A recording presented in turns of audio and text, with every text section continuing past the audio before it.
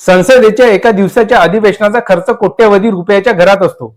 अशा मौल्यवान आणि महागड्या वेळेत भारतासमोरील ज्वलंत समस्याकडे दुर्लक्ष करून केवळ वंदे मातरम या विषयावर तब्बल 10 तास चर्चा चालते.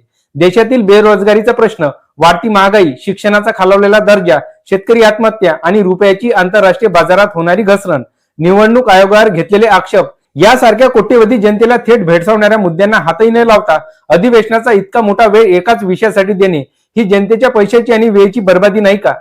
वंदे मातरम हे केवळ एक गीत नाही, तर ते भारतीय स्वातंत्र्य लढ्याचे एक शक्तिशाली प्रेरणास्थान आहे. 1857 मध्ये बंकिमचंद्र चटर्जी यांनी हे गीत लिहिले आणि 1882 मध्ये त्यांच्या आनंद मठ या कादंबरीत त्यांचा समावेश केला गेला. मातृभूमीला वंदन करण्याच्या या गीताने ब्रिटिश राजवटीविरुद्ध राष्ट्रवादाची ज्योत पेटवली आणि स्वातंत्र्य मिळेपर्यंत ते हजारो क्रांतिकारकांचे स्फूर्तिगीत राहिले. भारतीय घटनेने त्याला राष्ट्रीय गीत म्हणून सन्मान दिला आहे. इतका गौरवशाली इतिहास असूनही आज संसदेत या विषयावर इतकी प्रदीर्घ चर्चा का? जेव्हा देशात पायाभूत विकास, आरोग्य सेवा आणि अर्थव्यवस्थेची धोरणं यावर तातडीने लक्ष देण्याची गरज आहे, तेव्हा वंदे मातरम हे इतर महत्वाच्या समस्यांपेक्षा मोठे राजकीय आणि संसदीय प्राधान्य कसे बनले?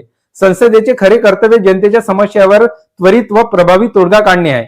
वंदे मातरमचा मुद्दा उकरून काढून जनतेची दिशाभूल करणे आणि मुख्य मुद्द्यापासून जनतेला दूर ठेवणे हाच या मागचा उद्देश दिसतो. जय हिंद.